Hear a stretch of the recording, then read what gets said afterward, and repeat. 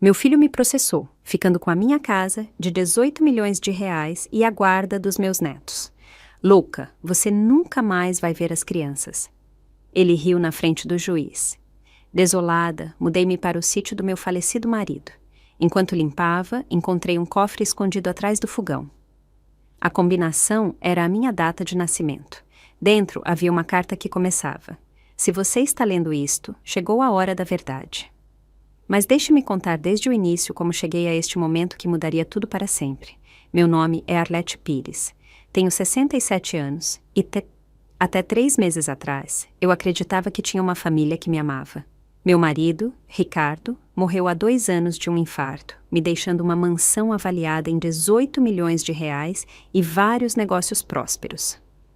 Pensei que meu filho, Gustavo, um advogado de 42 anos, muito bem-sucedido, seria meu apoio na velhice.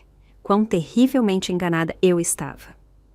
Tudo começou quando Gustavo chegou em casa com Priscila, sua esposa, e os gêmeos, Cauã e Lara, de 8 anos. Eu vivia feliz com meus netos.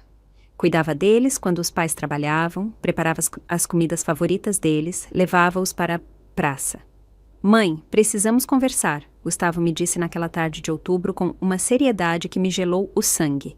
Priscila estava ao seu lado, vestindo aquele vestido vermelho que sempre me pareceu ousado demais, com uma expressão que não consegui decifrar. O que aconteceu, filho? Algo está errado? Perguntei, servindo café na minha sala favorita. Aquela onde Ricardo e eu passamos tantas tardes conversando sobre os nossos sonhos. Nós estivemos te observando, mãe. Ultimamente você está agindo muito estranho. Esquece as coisas, repete conversas, deixa o gás ligado. Eu gelei. Era verdade que às vezes eu esquecia onde deixava as chaves ou repetia alguma história. Mas isso acontece com qualquer pessoa da minha idade. Não significava que eu estivesse louca. Gustavo, são apenas pequenos esquecimentos normais. Seu pai também os tinha na minha idade. Respondi, tentando manter a calma. Mas Priscila se inclinou para a frente com aqueles olhos calculistas que sempre me deixavam nervosa. Arlete, ontem você deu sorvete para as crianças no café da manhã. Anteontem, você se esqueceu de buscá-las na escola. O diretor teve que nos ligar. Isso não era verdade. Eu jamais me esqueceria dos meus netos. Mas antes que eu pudesse me defender, Gustavo soltou a bomba que destruiria o meu mundo. Mãe, nós consultamos vários médicos. Acreditamos que você está com princípios de Alzheimer. Esta casa ela é muito grande para você e as crianças... Bom, elas não podem correr perigo. As palavras me atingiram como facadas. Alzheimer. Perigo. Do que o meu próprio filho estava falando? Eu não entendo, Gustavo. Eu me sinto perfeitamente bem. Eu cuido das crianças desde que nasceram. Jamais lhes faria mal. Priscila e Gustavo trocaram um olhar que me partiu a alma. Era o olhar de 2 pessoas que já haviam tomado uma decisão sem me consultar. Por isso, decidimos que o melhor é que você se mude para uma clínica especializada. Venderemos a casa para pagar seus cuidados e as crianças ficarão permanentemente conosco. O mundo desabou sobre mim. Minha casa, aquela que Ricardo e eu construímos com tanto amor, que guardava 40 anos de lembranças, vendê-la e me afastar de Cauã e Lara para sempre. Não, Gustavo, esta casa é minha e eles são meus netos também. Eu não vou a lugar nenhum. Mas meu filho já não era o menino carinhoso que eu criei. Seus olhos se endureceram de uma forma que me assustou. Mãe, você pode cooperar ou podemos fazer isso pela via legal. Você decide. Essa ameaça foi o começo do fim. Nas semanas seguintes, Gustavo contratou médicos que confirmaram seu diagnóstico falso. Ele apresentou testemunhos de vizinhos que supostamente me viram me comportando de maneira estranha e me tirou tudo. O dia do julgamento foi o mais humilhante da minha vida. Sentada naquela sala fria, ouvindo meu próprio filho me descrever como uma idosa, demente e perigosa, senti meu coração se despedaçar. O dia do julgamento chegou como um pesadelo do qual eu não podia acordar. Sentei-me naquela sala fria do tribunal, vendo meu próprio filho destruir minha reputação palavra por palavra. Gustavo havia vestido seu melhor terno preto, o que eu lhe dei de presente no aniversário dele no ano passado. Que ironia! Priscila estava na galeria, vestindo um vestido dourado que brilhava sob as luzes fluorescentes, como se fosse uma celebração em vez do meu funeral em vida. Meritíssimo! Gustavo começou com aquela voz profissional que tanto me orgulhava antes. Minha mãe, Arlete, apresenta claros sinais de deterioração cognitiva avançada. Ela não pode mais viver sozinha naquela mansão de 18 milhões de reais sem representar um perigo para si mesma e para os meus filhos. As lágrimas começaram a rolar pelo meu rosto. Como ele podia estar dizendo essas coisas sobre mim? Eu que o criei sozinha depois que Ricardo trabalhou 18 horas por dia para construir o nosso império. Eu, que virei noites cuidando dele quando tinha febre, que vendi minhas joias para pagar a faculdade dele. Apresento a este tribunal o depoimento do Dr. Almeida, neurologista especialista, que avaliou minha mãe na semana passada. Um homem mais velho se levantou do púlpito. Eu nem o conhecia, mas lá estava ele, decidindo meu futuro com palavras que jamais pensei ouvir sobre mim mesma. Após uma avaliação exaustiva, disse o doutor com voz monótona, a senhora Arlete apresenta sintomas compatíveis com demência senil precoce, esquecimentos frequentes, desorientação temporal, episódios de confusão que poderiam colocar em risco sua segurança e a de menores sob seus cuidados. É mentira! Gritei, levantando-me do meu assento. Eu nunca estive com esse doutor na minha vida. O juiz bateu seu martelo. Senhora, mantenha a compostura ou terei que pedir que se retire da sala. Meu advogado, um jovem inexperiente que mal me custou 5 mil reais, porque eu já não tinha mais dinheiro depois que Gustavo congelou minhas contas, segurou meu braço suavemente. Dona Arlete, por favor, sente-se. Isso não a ajuda. Mas como eu podia manter a calma quando ouvia mentira após mentira? Gustavo continuou apresentando evidências da minha suposta demência. Depoimentos de vizinhos que alegaram ter me visto falando sozinha no jardim. A verdade é que eu falava com Ricardo, visitando o túmulo dele mentalmente enquanto regava as flores que ele tanto amava. Meritíssimo. Gustavo tirou uma pasta grossa. Também apresento fotografias da casa da minha mãe. Como podem ver, há sinais claros de negligência e desordem que confirmam a incapacidade dela de manter um lar seguro. As fotografias passaram de mão em mão. Reconheci minha cozinha, mas ela parecia suja, desordenada, como se alguém tivesse revirado tudo de propósito. Minha sala estava cheia de jornais velhos empilhados. Meu quarto, com roupas jogadas por toda parte. Essas fotos estão manipuladas. Sussurrei para meu advogado. Minha casa nunca está assim. Mas ninguém me escutava. Gustavo havia orquestrado tudo perfeitamente. Depois veio o pior. Gustavo se aproximou do púlpito e, com lágrimas falsas nos olhos que me reviraram o estômago, começou sua atuação final.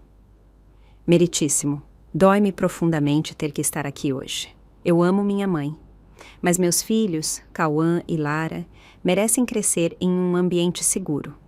No mês passado, minha mãe se esqueceu de buscá-los na escola. Eles foram encontrados sozinhos às 7 da noite, chorando porque pensaram que os havíamos abandonado. Mentiroso! Gritei novamente. Eu jamais faria isso com meus netos. Mas Gustavo continuou com seu teatro. Na semana passada, ela lhes deu remédios de adulto pensando que eram vitaminas.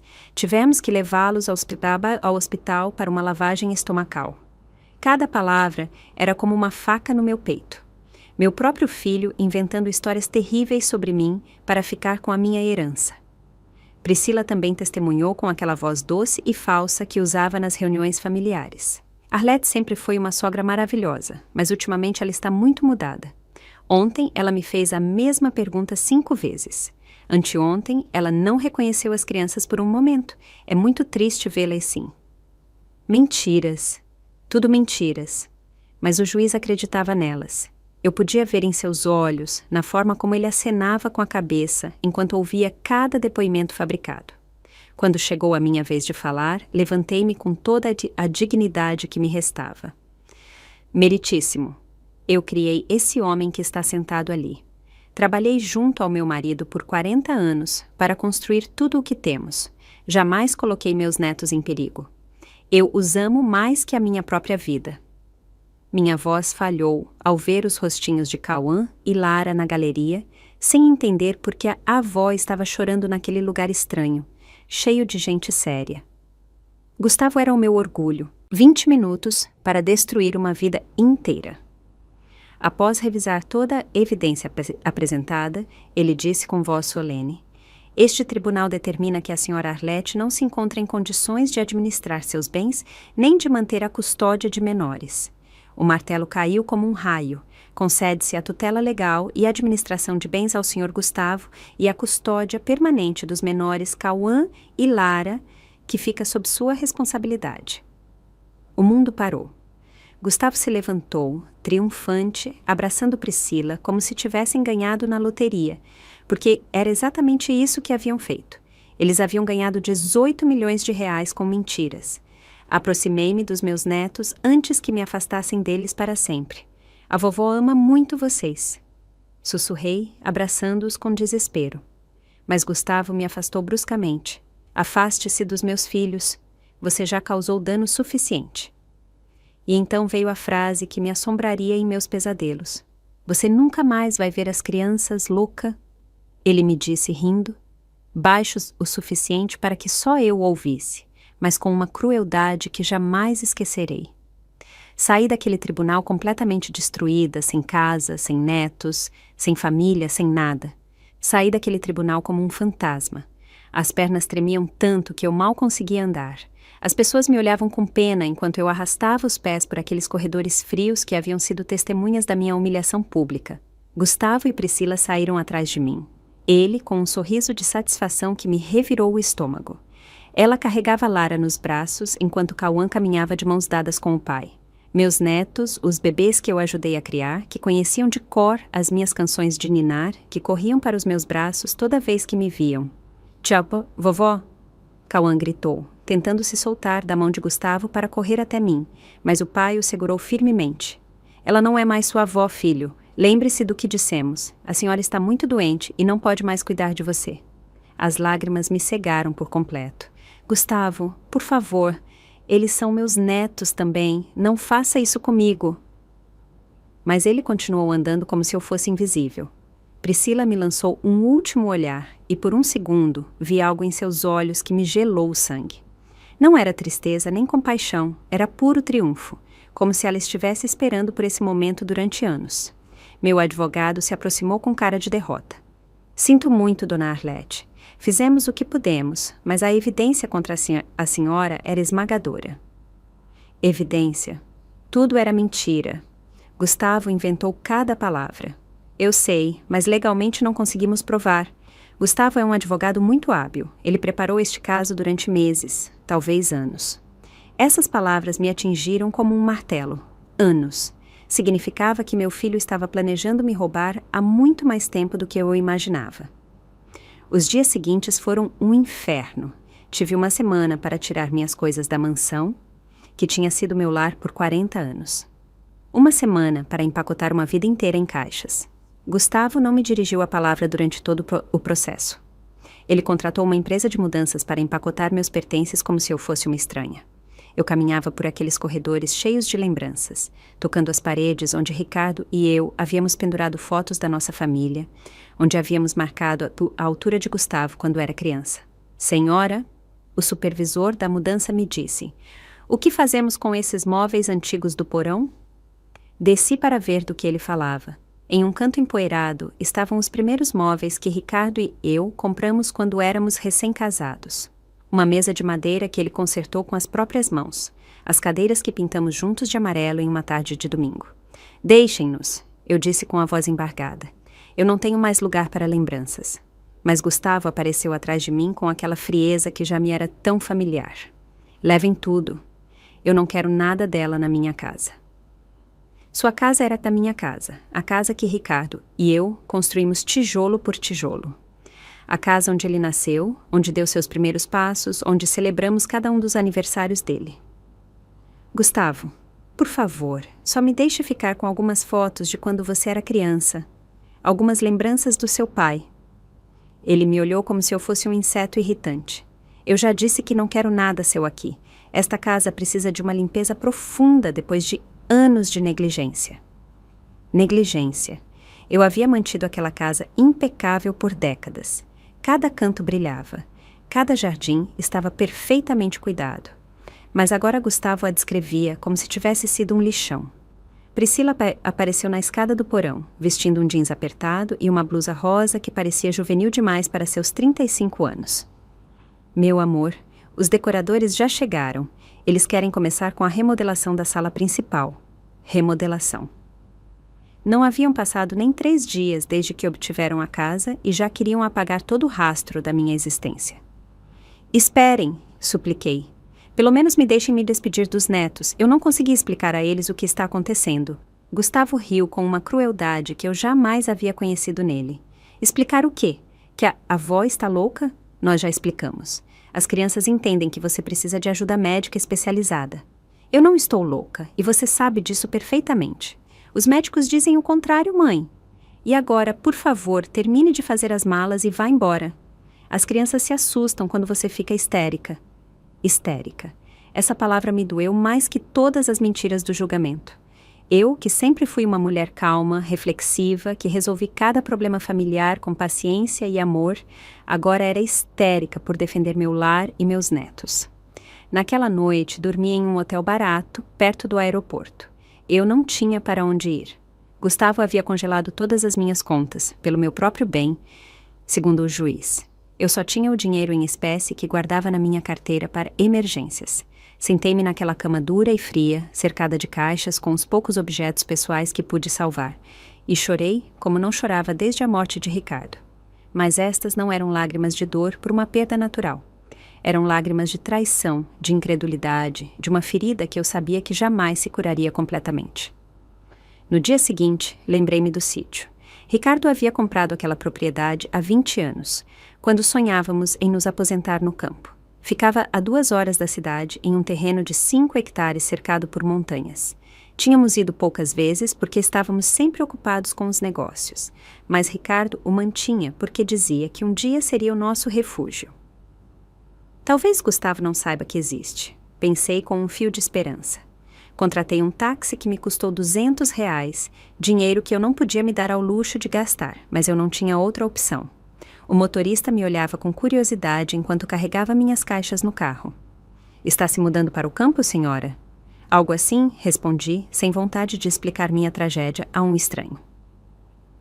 A viagem foi silenciosa.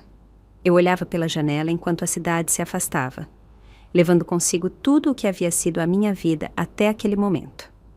Os arranha-céus deram lugar a casas pequenas, depois a campos abertos e, finalmente, às montanhas que rodeavam o sítio de Ricardo. Quando chegamos, meu coração encolheu. A propriedade parecia abandonada, como se ninguém tivesse pisado ali por anos. A casa principal era pequena comparada com a mansão, mas tinha um charme rústico que Ricardo adorava. As paredes de madeira estavam descoloridas, as janelas embaçadas e o jardim completamente invadido por mato. Tem certeza de que quer ficar aqui, senhora? O motorista me perguntou, vendo minha cara de desalento. Sim, aqui eu vou ficar bem. Menti, pagando-o e vendo-o se afastar pela estrada empoeirada. Fiquei sozinha, em meio àquela solidão absoluta. O silêncio era ensurdecedor, depois de tantos anos vivendo na cidade. Só se ouvia o vento entre as árvores e o canto distante de alguns pássaros. Abri a porta principal com a chave que Ricardo guardava sob um vaso quebrado. O interior cheirava a mofo e esquecimento. Móveis cobertos por lençóis brancos pareciam fantasmas na penumbra.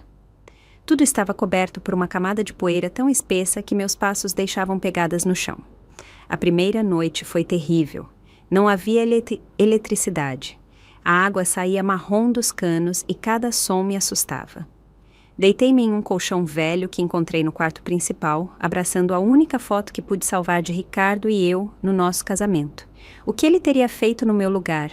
Perguntei a mim mesma, sentindo a ausência dele como uma dor física. Eu me lembrava de quando vínhamos nos fins de semana e ele insistia em cozinhar para mim, preparando aqueles cafés da manhã enormes que, segundo ele, me dariam energia para caminhar pelas montanhas. Eu estava limpando atrás do fogão velho quando notei algo estranho. O fogão parecia ter se movido ligeiramente de sua posição original. Havia marcas no chão que mostravam onde ele havia estado antes, e agora ele estava a alguns centímetros à direita. Que estranho, pensei. Ricardo sempre foi tão meticuloso com tudo. Tentei mover o fogão para limpar melhor atrás, mas ele pesava demais para minha força. Procurei uma vassoura e a usei como alavanca, empurrando pouco a pouco até conseguir afastá-lo o suficiente. E então eu vi. Ali, embutido na parede de tijolos, havia um cofre. Pequeno, mas robusto. O metal brilhava como se tivesse sido instalado recentemente, contrastando com as paredes envelhecidas da cozinha. Meu coração começou a bater tão forte que eu podia ouvi-lo nos meus ouvidos. Por que Ricardo teria instalado um cofre em segredo? O que ele teria guardado ali que não me contou? O cofre tinha um painel digital moderno, completamente fora de lugar naquela cozinha rústica. Parecia daqueles que abrem com uma combinação numérica de 6 dígitos. Fiquei parada na frente dele por vários minutos, tentando processar o que havia encontrado. Ricardo e eu nunca guardávamos segredos. Compartilhávamos tudo: as contas bancárias, os documentos importantes, as decisões de negócios. Por que ele teria escondido isso de mim?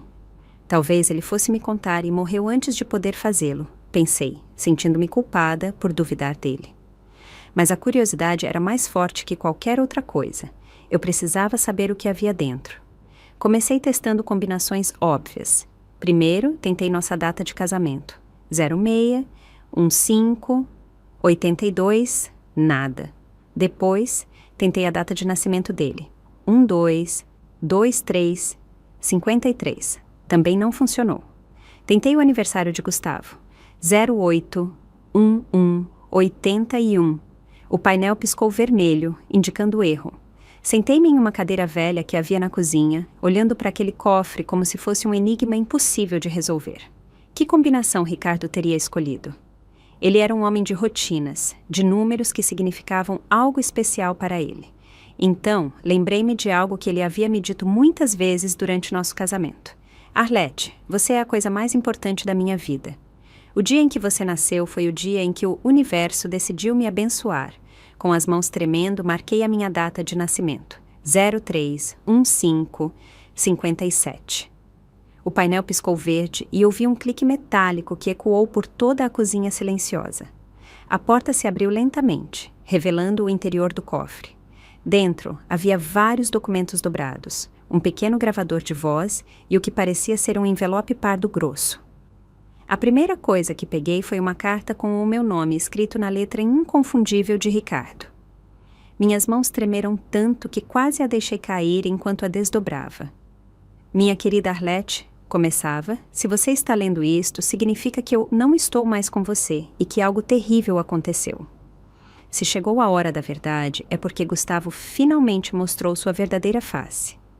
Sentei-me bruscamente. Gustavo mostrou sua verdadeira face. O que isso significava? Ricardo havia morrido 2 anos antes de Gustavo me processar. Como ele poderia ter previsto o que aconteceria? Continuei lendo com o coração acelerado.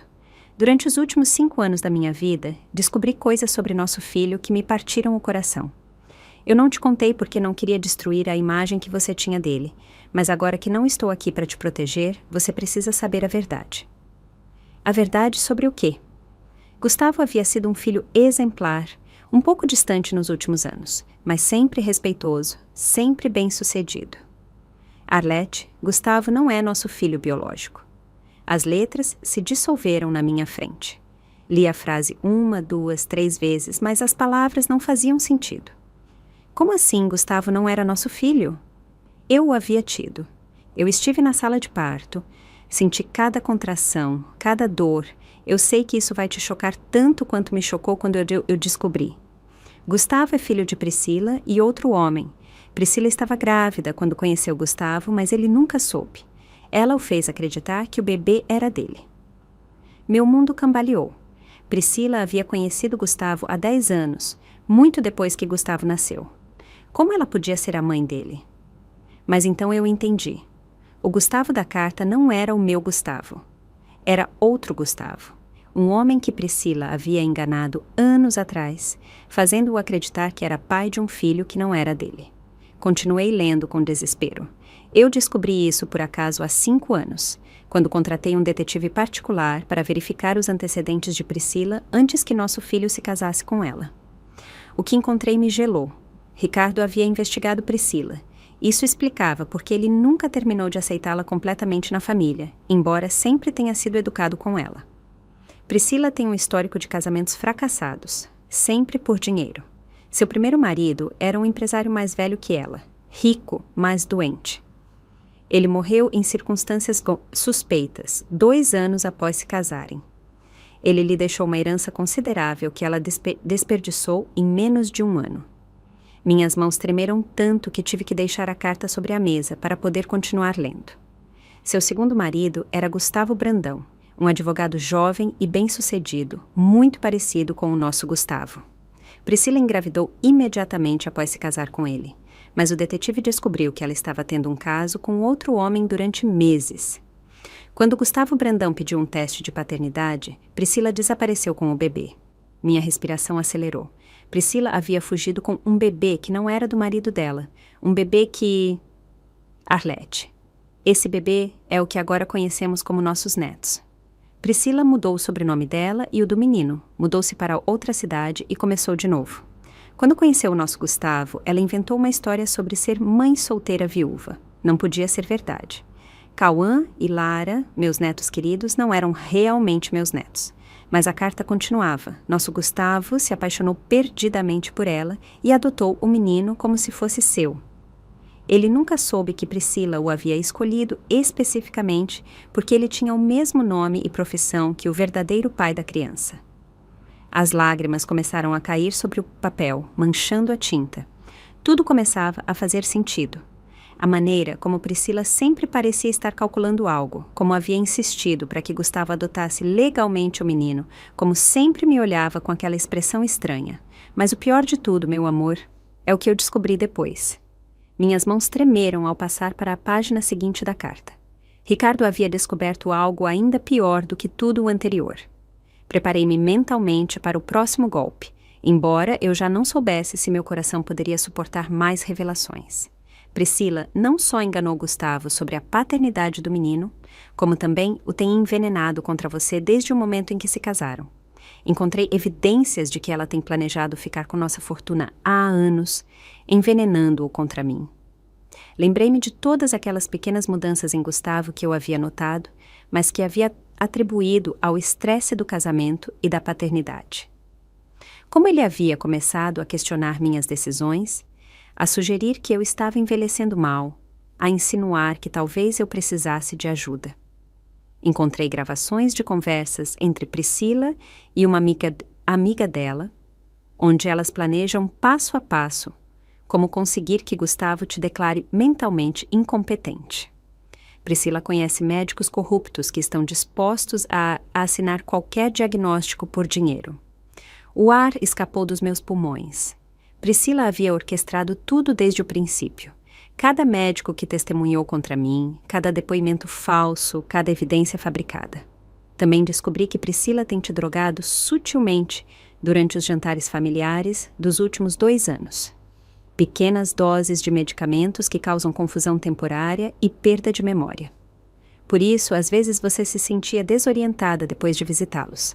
Lembrei-me daquelas tardes na casa de Gustavo, quando eu me sentia estranhamente tonta depois de jantar, quando Priscila insistia para que eu tomasse uma segunda xícara de café para a digestão. Como às vezes eu esquecia onde havia colocado as chaves do carro ao sair da casa deles, ou repetia alguma história sem perceber. Priscila documentava cada um desses episódios que ela mesma causava. Ela gravava vídeos seus agindo confusa, tirava fotos suas quando você parecia desorientada. Tudo para construir o caso. Mas há mais coisas que você precisa saber, meu amor. Coisas que mudarão tudo. Mas, como podia haver mais depois de tudo isso? Priscila não só planeja ficar com sua herança, como também planeja se livrar de Gustavo assim que tiver o controle total dos bens. Meu sangue gelou.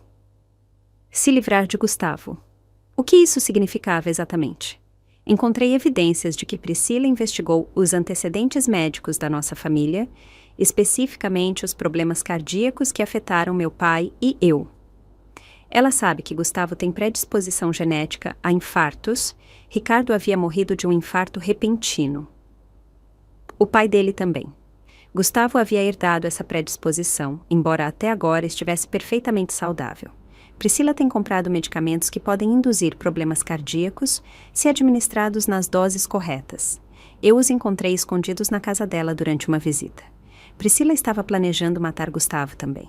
A mulher era um monstro, pior do que eu jamais poderia ter imaginado.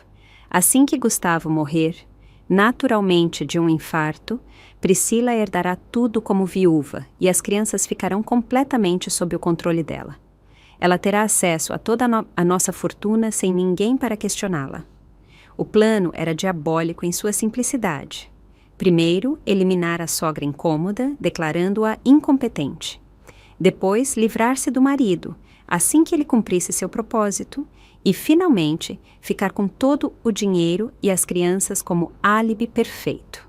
Arlete, se você está lendo isto, significa que a primeira parte do plano dela já funcionou, mas eu tenho boas notícias para você. Boas notícias! Depois de tudo o que eu acabara de ler, parecia impossível que pudesse haver algo bom em toda essa situação. Toda a fortuna que Gustavo pensa ter herdado são apenas propriedades e contas vazias que eu coloquei no nome dele como isca.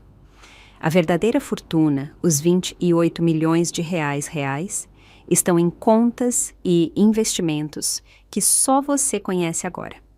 28 milhões. Eu pensava que nossa fortuna era de 18 milhões. Ricardo havia escondido dinheiro adicional. Neste cofre, você encontrará todos os documentos que provam que Priscila é uma golpista e potencial assassina. Também encontrará as escrituras de propriedades que Gustavo não sabe que existem, contas bancárias em paraísos fiscais e investimentos que geram R$500 mil por mês. Minhas mãos tremeram ao procurar no cofre. De fato, havia um envelope pardo grosso, cheio de documentos, escrituras de propriedades em diferentes países, extratos bancários que mostravam quantias que me deixaram tonta, certificados de investimento em empresas internacionais. Eu também deixei gravações de Priscila confessando seus planos, fotografias dos medicamentos que ela comprou para me matar e para matar Gustavo, e um testamento que deixa tudo, absolutamente tudo, em seu nome. Encontrei o pequeno gravador que havia visto antes. Liguei-o com mãos trêmulas e ouvi a voz de Priscila falando com alguém ao telefone. Sim, já estamos quase terminando com a velha. O julgamento é na próxima semana. Assim que Gustavo tiver o controle de tudo, começaremos a segunda fase. Os medicamentos que você me conseguiu funcionarão perfeitamente. Um infarto durante o estresse de administrar os bens da mãe dele parecerá completamente natural. A voz era inconfundivelmente de Priscila, fria e calculista, falando sobre a morte do meu filho como se estivesse planejando férias. Mais gravações se seguiram. Priscila rindo enquanto descrevia como havia me drogado durante os jantares familiares. Priscila falando com o médico corrupto sobre quais sintomas ele deveria mencionar em seu depoimento. Priscila planejando como gastaria os milhões assim que Gustavo estivesse morto. O último documento que você encontrará, meu amor, é uma carta dirigida à Polícia Federal. Eu compilei toda a evidência contra Priscila por fraude, tentativa de assassinato e conspiração. A carta está pronta para ser enviada. Só precisa da sua assinatura e da data.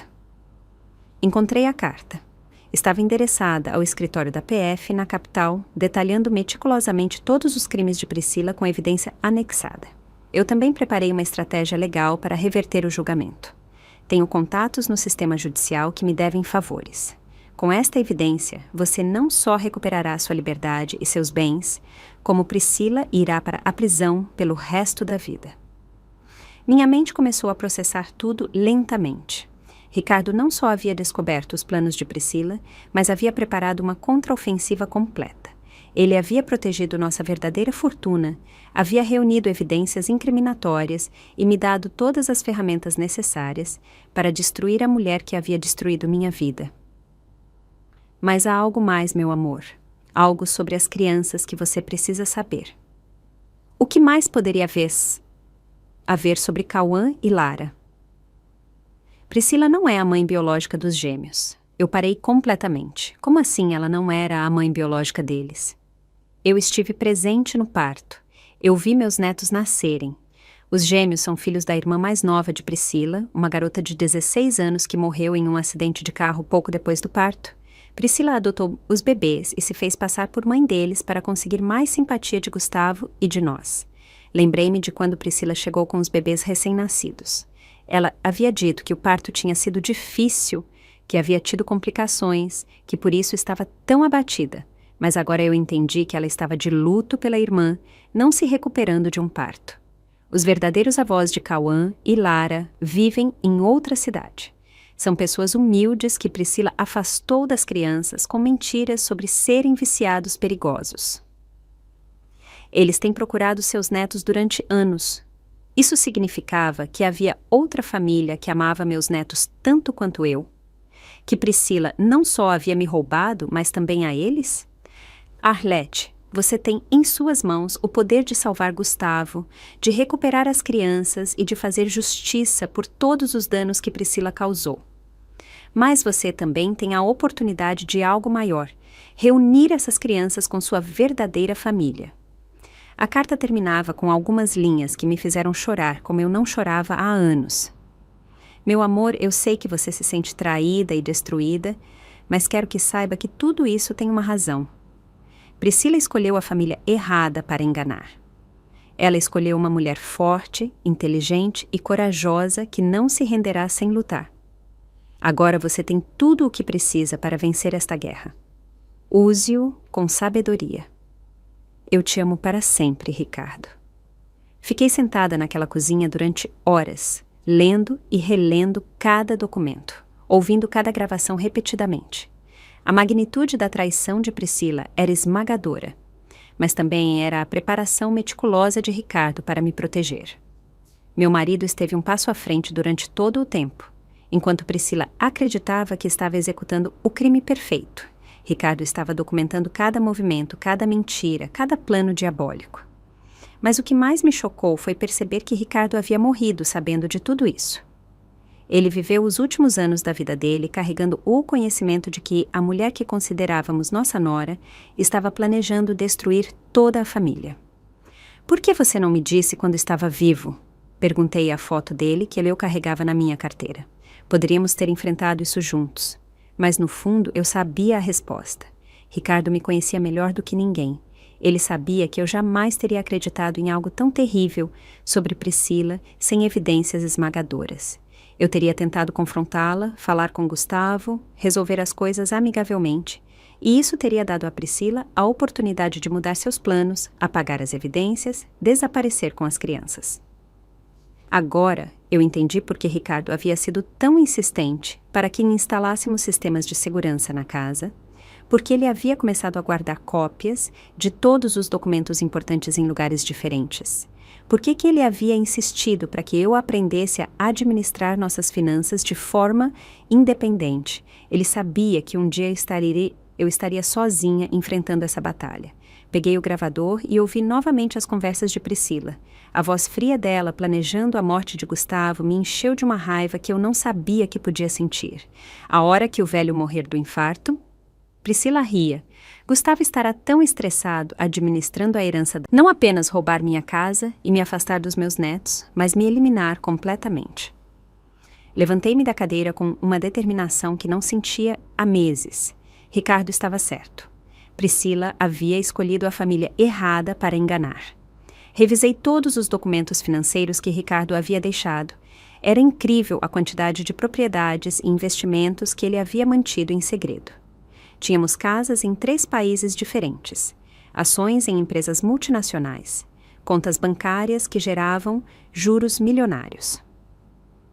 A mansão que Gustavo havia herdado valia 18 milhões, mas tinha uma hipoteca oculta de 20 milhões que Ricardo havia feito secretamente. Tecnicamente, Gustavo havia herdado uma dívida de 2 milhões de reais, não uma fortuna.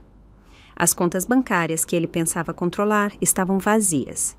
Ricardo havia transferido todo o dinheiro para contas offshore semanas antes de morrer, deixando apenas o suficiente para manter as aparências.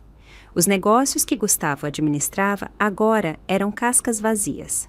Os contratos reais, os clientes importantes, os investimentos lucrativos, tudo estava sob nomes corporativos que só eu conhecia agora. Genial, Ricardo?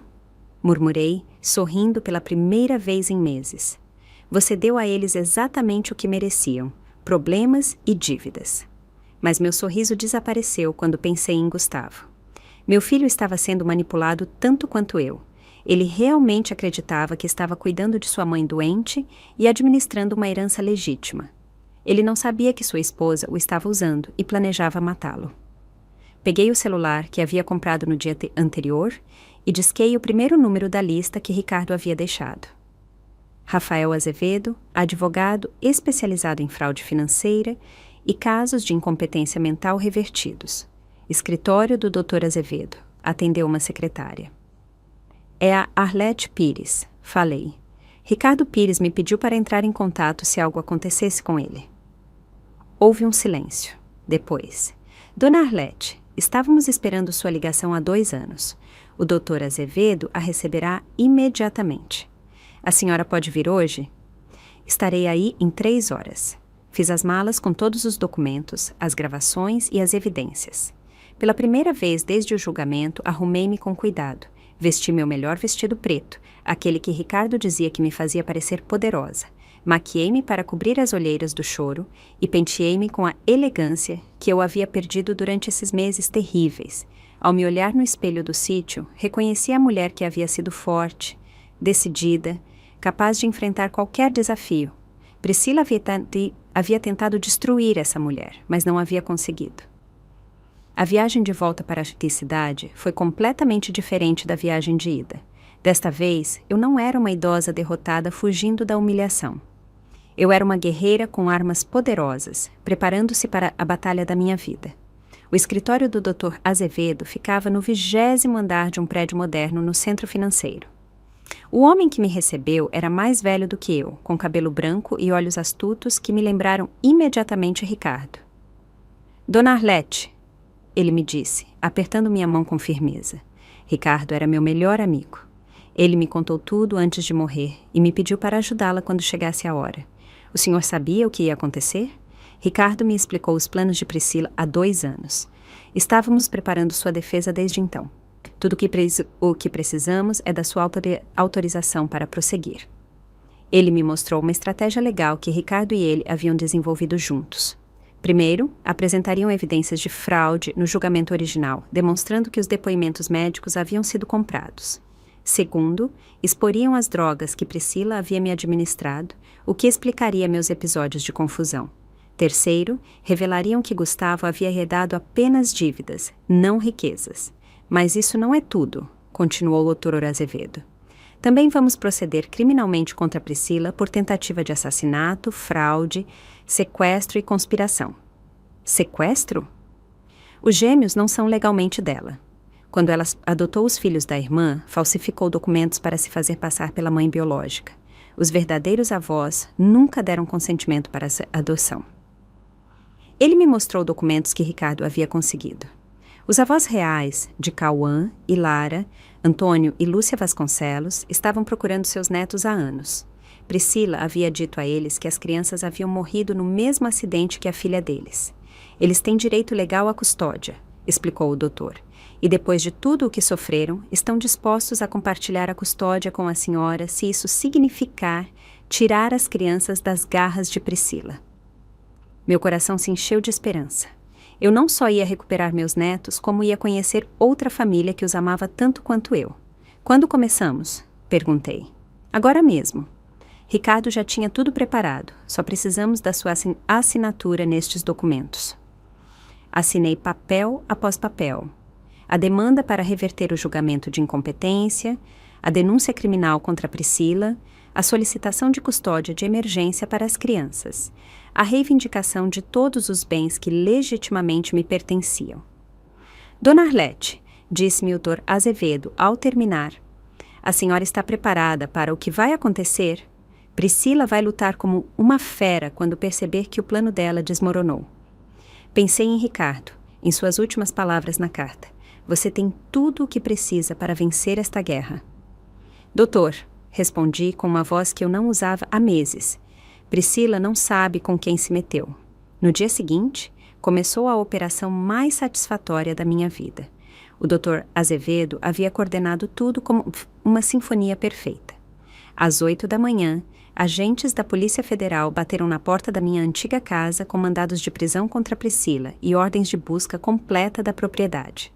Eu estava esperando em um carro a meio quarteirão de distância, junto com Antônio e Lúcia Vasconcelos, os verdadeiros avós de Cauã e Lara. Havíamos conversado a noite anterior inteira, chorando juntos pelos anos perdidos, pelos netos que pensavam que estavam mortos, pela dor que Priscila havia causado a tantas famílias. Dona Arlete, Antônio havia me dito com lágrimas nos olhos, durante 8 anos visitamos o túmulo dos nossos netos todo domingo. Priscila nos disse que eles haviam morrido carbonizados no acidente, que não havia nada para enterrar.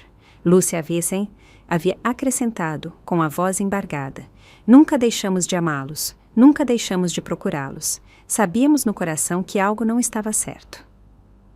Agora, sentados naquele carro, víamos a justiça ser feita.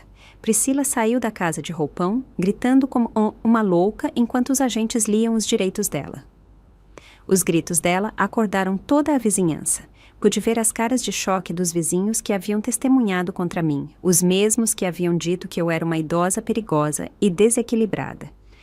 Isso é um erro, Priscila gritava enquanto lhe colocavam as algemas. Eu não fiz nada, a louca é a sogra, não eu. Gustavo saiu correndo atrás dela, completamente confuso, tentando entender o que estava acontecendo. Ele vestia apenas uma calça de pijama e uma camiseta com o cabelo despenteado e a cara de quem acabava de acordar em um pesadelo. Agente, há um erro, meu filho gritava. Minha esposa não cometeu nenhum crime. Quem precisa de ajuda médica é minha mãe. Um dos agentes da PF se aproximou de Gustavo com um envelope pardo.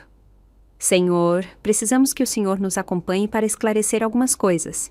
Sua esposa está presa por fraude, tentativa de assassinato, falsificação de documentos e sequestro. O rosto de Gustavo se desfigurou. Sequestro de quem? Das crianças que moram nesta casa. Acontece que elas não são legalmente suas nem da sua esposa. Nesse momento, Cauã e Lara apareceram na porta, assustados com todo o barulho. Meus netos, meus bebês, com rostinhos de terror, sem entender por que havia policiais prendendo a mulher que acreditavam ser a mãe deles. Antônio e Lúcia desceram do carro correndo. Não se importaram com os agentes da PF, as câmeras de notícias que haviam surgido do nada, os vizinhos curiosos, filmando tudo com seus celulares. Cauã! Lara! Lúcia gritou com lágrimas rolando pelo rosto. As crianças ficaram paralisadas ao ver aqueles estranhos correndo em direção a elas. Mas algo mágico aconteceu quando Antônio se ajoelhou na frente deles e sorriu. O que está acontecendo? O que está acontecendo, Gustavo, é que sua esposa é uma criminosa que nos enganou a todos e agora ela vai pagar por todo o dano que causou. Priscila continuava gritando enquanto a colocavam no carro da polícia. Arlete, velha, a culpa é toda sua. Você arruinou meu plano perfeito. Minha culpa. A mulher era tão psicopata que até em sua prisão me culpava por seus crimes. Os agentes começaram a tirar evidências da casa. Encontraram os medicamentos que Priscila havia comprado para induzir problemas cardíacos em Gustavo. Encontraram documentos falsificados sobre as crianças. Encontraram até um frasco das drogas que ela havia usado para me fazer parecer demente durante os jantares familiares. Senhor Gustavo? O agente principal lhe disse: precisamos que o senhor venha à delegacia para uma declaração. O senhor também foi vítima dos crimes de sua esposa. Meu filho olhou para mim com os olhos cheios de lágrimas. Mãe, é verdade? Tudo o que dissemos sobre você no julgamento era mentira? Tudo, Gustavo. Sua esposa me drogou para que eu parecesse doente. Ela comprou depoimentos falsos de médicos corruptos, planejou tudo durante anos para ficar com o nosso dinheiro. Mas eu vi as evidências. Eu a vi confusa, perdendo a memória. Porque ela estava me envenenando. Toda vez que eu comia na sua casa, toda vez que ela me servia café ou sobremesa, ela me dava drogas que me faziam agir assim. Gustavo desabou nos degraus da entrada. A culpa, a vergonha, a realização do que ele havia feito, tudo o atingiu ao mesmo tempo. Meu Deus, mãe, o que eu fiz? Eu tirei sua casa, afastei você das crianças, humilhei você em público e tudo por causa daquela mulher. As crianças correram até mim. Vovó Ara! Vovó Ara! Gritaram, abraçando-me com aquela força pura que só as crianças têm quando sentem amor verdadeiro. Meus bebês! Chorei, abraçando-os como se fosse perdê-los novamente. A vovó nunca deixou de amar vocês nem por um dia. Priscila nos disse que você estava muito doente, disse Cauã, que por isso não podíamos te ver.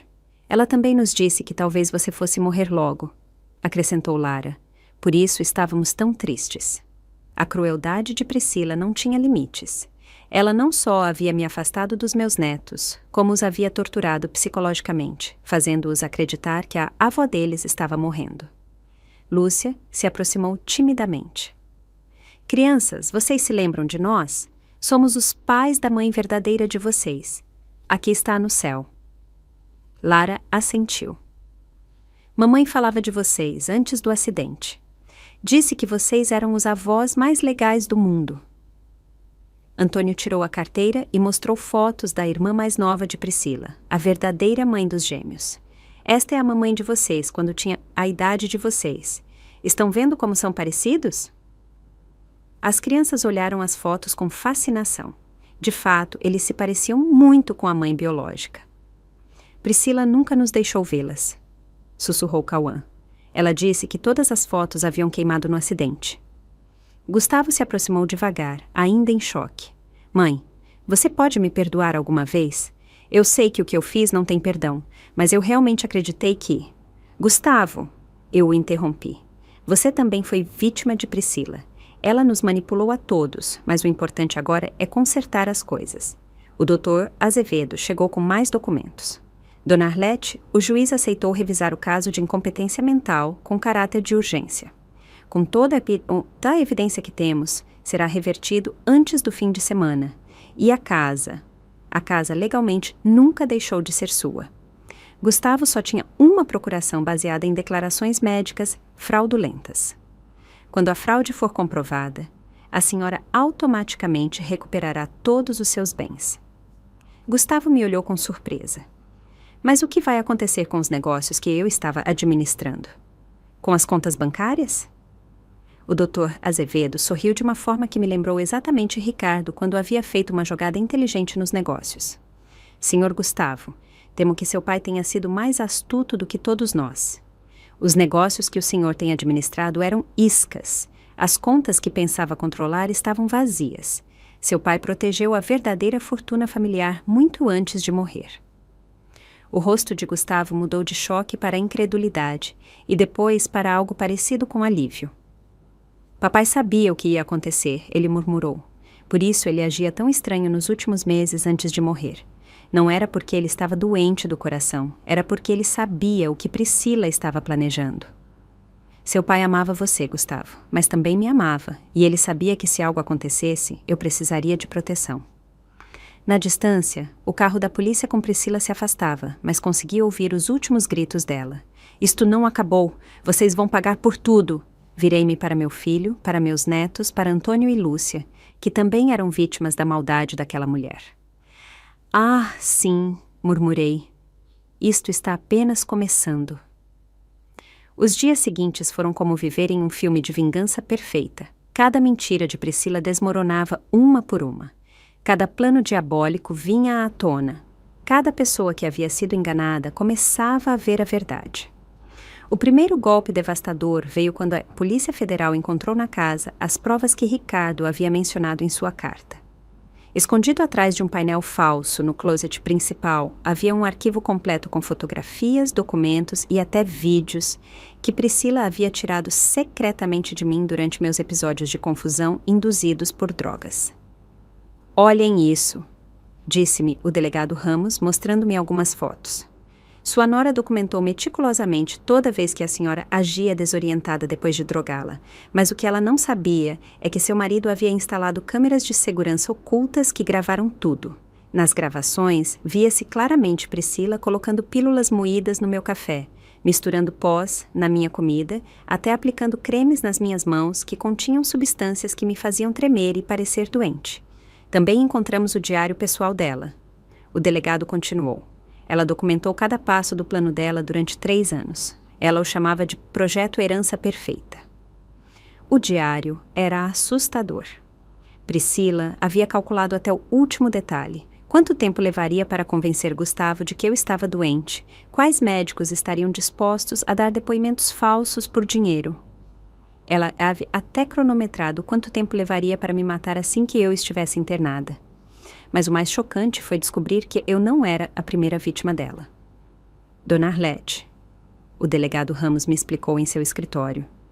Nós estivemos investigando o passado de Priscila e encontramos um padrão. Ela fez isso antes, várias vezes. Ele me mostrou um dossiê grosso com fotos de diferentes famílias. Seu primeiro marido, Eduardo Salles, morreu de um infarto aos 50 anos, 3 meses depois de mudar o testamento para deixar tudo para Priscila. O segundo marido, Gustavo Brandão, o verdadeiro pai dos gêmeos, também morreu subitamente de problemas cardíacos depois de descobrir que a criança não era dele.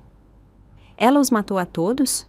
Estamos exumando os corpos para fazer autópsias, mas baseados nas drogas que encontramos na casa dela e nos métodos que ela planejava usar com seu filho Gustavo, acreditamos que sim. Priscila não era apenas uma golpista, era uma assassina em série que havia aperfeiçoado seu método durante anos. Enquanto isso, Gustavo estava vivendo o próprio inferno de culpa e arrependimento. Ele havia renunciado ao emprego no escritório de advocacia. Ele não conseguia comer, não conseguia dormir. A percepção do que ele havia me feito estava destruindo-o por dentro. Mãe, ele me disse chorando quando fui visitá-lo no hotel onde ele estava hospedado. Eu não sei como pedir perdão por algo tão terrível. Eu humilhei você publicamente, tirei sua casa, afastei você dos netos que tanto ama. Gustavo, olhe para mim, eu disse, segurando o rosto dele entre minhas mãos como fazia quando ele era criança. Priscila é uma manipuladora profissional. Ela enganou médicos, juízes, um tribunal inteiro. Como você ia perceber do que ela era capaz? Mas eu deveria ter confiado mais em você. Eu deveria ter investigado antes de levar você a julgamento. Você deveria ter se casado com outra mulher. Eu o interrompi. Mas isso nós não podemos mais mudar. O que podemos mudar é o futuro. Contei a ele sobre a verdadeira fortuna que Ricardo havia protegido, sobre as propriedades e investimentos que nem Gustavo sabia que existiam. O rosto dele mudou de choque para incredulidade. Papai tinha 28 milhões de reais escondidos? Seu pai era mais inteligente do que qualquer... Este tribunal, declarou o juiz com voz solene, revisou exaustivamente o caso da senhora Arlete Pires e encontrou evidências esmagadoras de que ela foi vítima da fraude mais elaborada e cruel que já vi em 30 anos de carreira judicial. O martelo caiu, mas desta vez a meu favor. Anula-se por completo o veredito de incompetência mental. Restituem-se todos os bens à senhora Pires e ordena-se uma investigação criminal completa contra todos os participantes desta fraude. A sala explodiu em aplausos. Gustavo chorava ao meu lado, apertando minha mão como que pedindo perdão. Cauã e Lara, que agora sabiam toda a verdade, me abraçavam com força. Mas o momento mais doce veio quando voltei para a minha mansão. Gustavo havia contratado uma empresa de limpeza para apagar todo o rastro da presença de Priscila. Os decoradores que ela havia chamado foram demitidos imediatamente. Cada mudança que ela havia feito em meu lar foi revertida. Eu quero que a casa volte a ser exatamente como você a tinha, mãe. Gustavo me disse enquanto supervisionava o trabalho.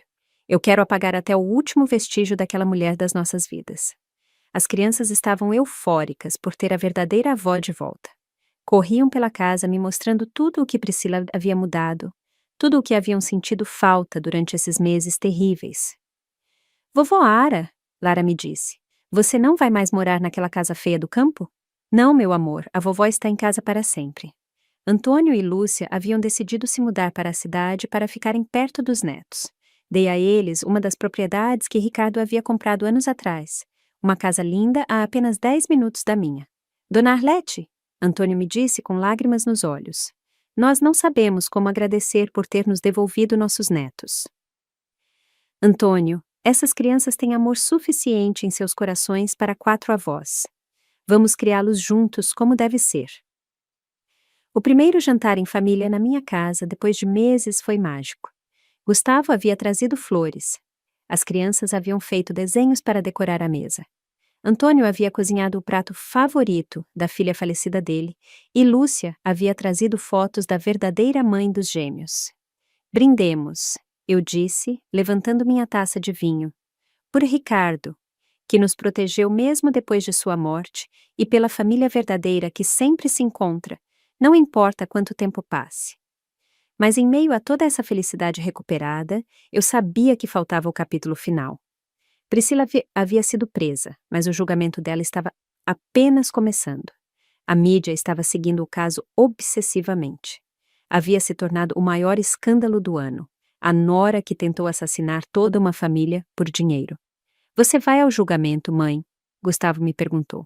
Não só vou, Gustavo, como vou testemunhar. Aquela mulher vai ouvir da minha própria boca como é ser traída por alguém em quem se confia.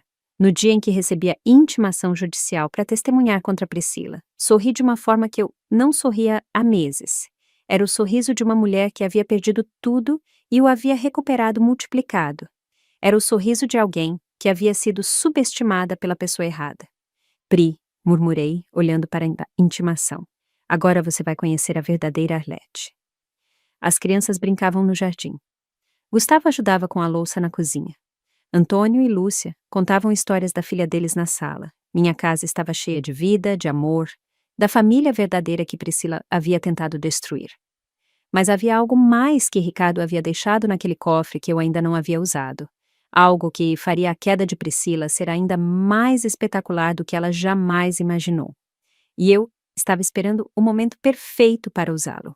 O dia do julgamento de Priscila chegou como o amanhecer depois da tempestade mais longa da minha vida. Levantei-me cedo, vesti meu traje mais elegante, o mesmo que eu usava quando Ricardo e eu íamos às reuniões de negócios mais importantes. Hoje eu não era apenas Arlete, a avó que havia recuperado sua família. Hoje eu era a mulher que iria fechar para sempre o capítulo mais doloroso da minha vida. Gustavo me acompanhou ao tribunal. Durante o caminho, nenhum de nós falou muito. Ele sabia que aquele dia era crucial para a minha cura completa. E eu sabia que ele precisava ver Priscila receber o castigo dela tanto quanto eu. A sala estava lotada. A mídia havia transformado o caso em um circo midiático. A viúva negra, que enganou uma família inteira, titulavam os jornais. A fraude milionária, que chocou o país, diziam as notícias de televisão. Quando Priscila entrou algemada, fiquei chocada com a transformação dela. A mulher elegante e manipuladora que eu havia conhecido não existia mais.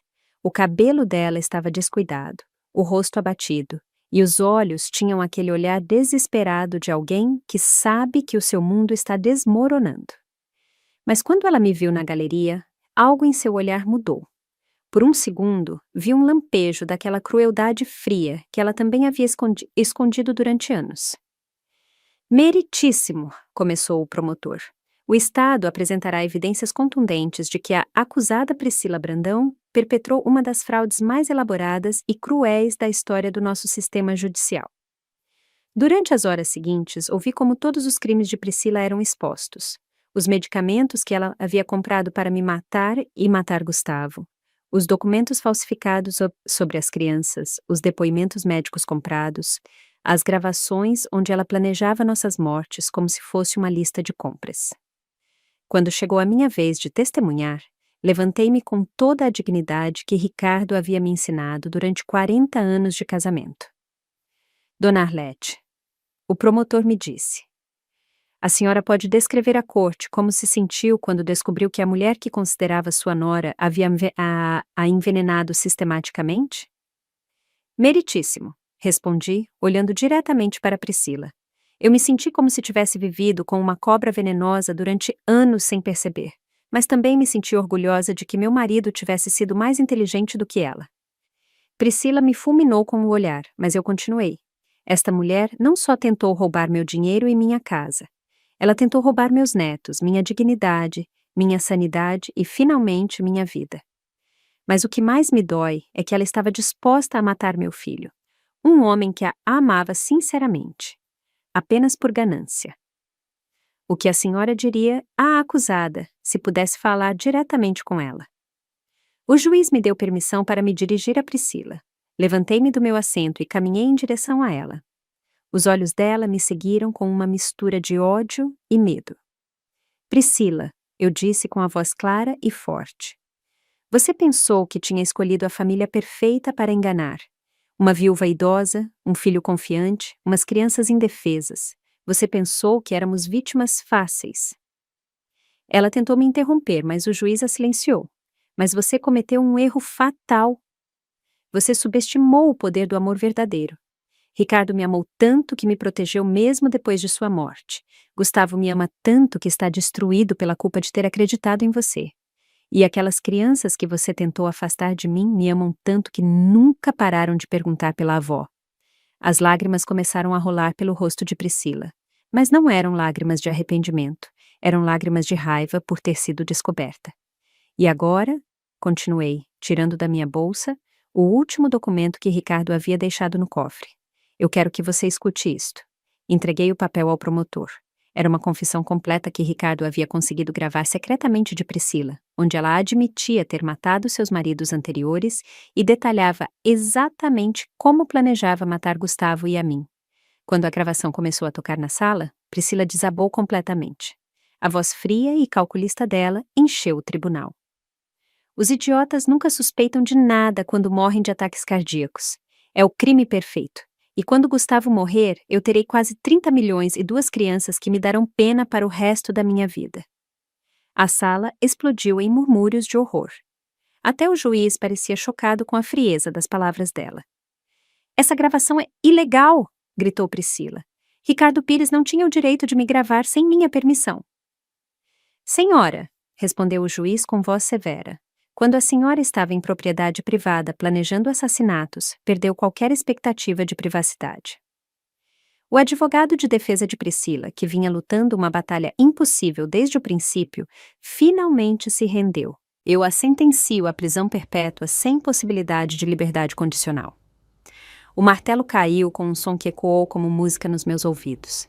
Priscila foi retirada da sala gritando ameaças. Isto não acabou, vocês vão pagar todos, especialmente você, Arlete. Mas os gritos dela se desvaneceram na distância enquanto eu permanecia de pé, vitoriosa, rodeada pela minha família verdadeira. Gustavo me abraçou chorando. Mãe, eu nunca poderei me perdoar por ter colocado você em perigo. Gustavo, sussurrei no ouvido dele. Você não me colocou em perigo.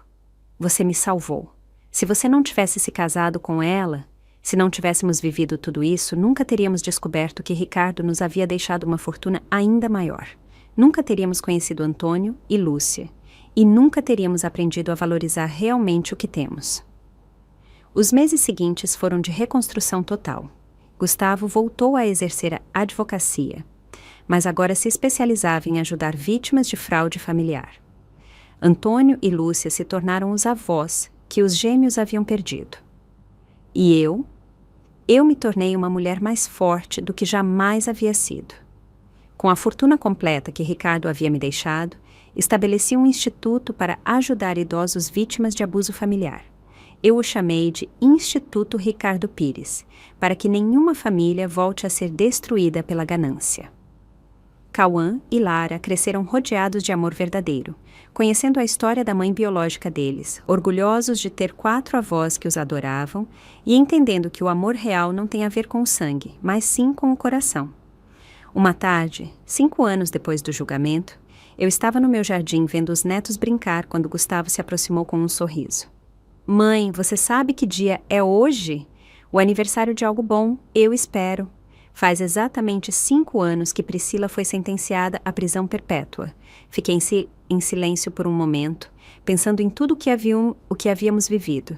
Sabe de uma coisa, Gustavo? Eu nem me lembrava mais. Aquela mulher não faz mais parte das nossas vidas. E era verdade. Priscila havia se tornado uma sombra do passado, enquanto nós havíamos construído um futuro cheio de luz. Naquela noite, antes de dormir, peguei a foto de Ricardo que eu sempre tinha na minha mesa de cabeceira. Obrigada, meu amor, sussurrei. Obrigada por me proteger, por me ensinar que o amor verdadeiro transcende até a morte e por me lembrar que eu nunca devo subestimar minha própria força. Nunca subestime o silêncio de uma mulher humilhada, porque um dia ela pode se levantar mais forte do que jamais imaginou. E quando isso acontece, o universo inteiro conspira para fazer justiça.